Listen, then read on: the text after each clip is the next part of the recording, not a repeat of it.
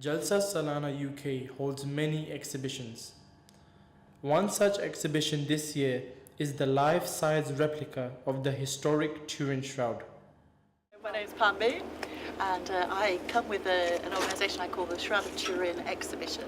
Well, the Turin Shroud is a linen cloth that's about 14 and a half feet long, and on it is the image of a man who has been crucified, the front and the back. You can see both sides.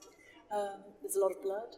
A lot of people would say that it covered Jesus, Isa, that it's the cloth that he was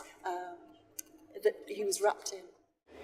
My name is Barry Schwartz. I was the official documenting photographer for the Shroud of Turin Research Project, the team that performed the first ever in-depth scientific examination of the Shroud of Turin in 1978. Our team in 1978 went there primarily to answer a single question: how is the image formed?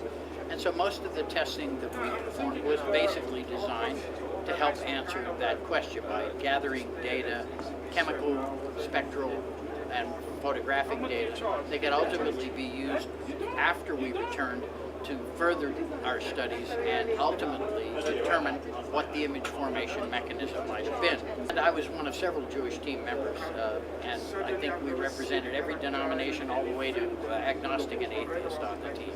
So my interest really stemmed from that.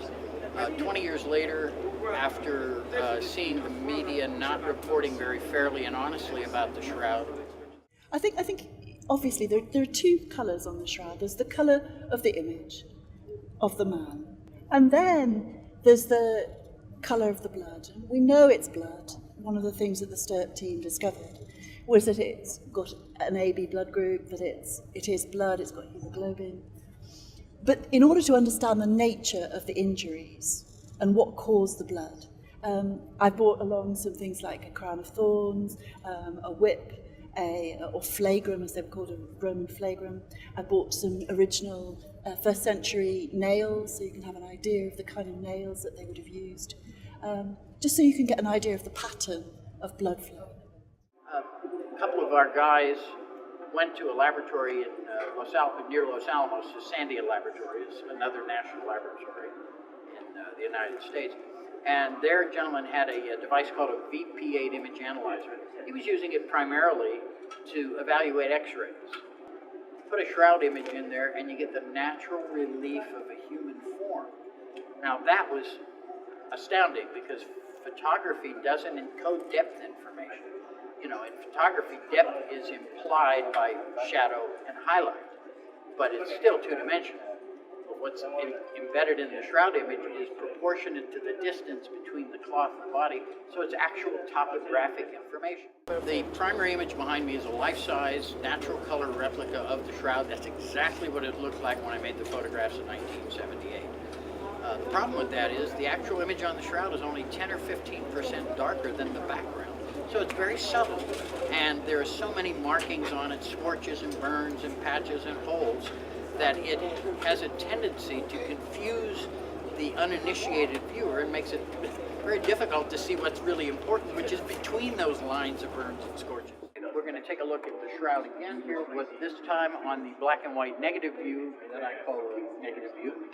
This is where the lights and darks of the shroud have been reversed, and where we've improved the contrast or enhanced the contrast slightly to make it easier and add more contrast to make it more visible to the viewer. So again, if we start at the top, you see the blood stains at the top of the head. This marking here is below the chin is simply a crease, but some artists through the centuries who have looked at the shroud have incorporated that into their artwork as if it were part of the image, when in fact it's not. If you come down, you'll see there are scourge marks on the front of the body. Here's one of those large water stains. And of course, you can see these patches, which were sewn in during the repairs in 1534. Now you can much more clearly see the arms with the blood stains. Of course, they're light and dark reverse, so they're white in this view.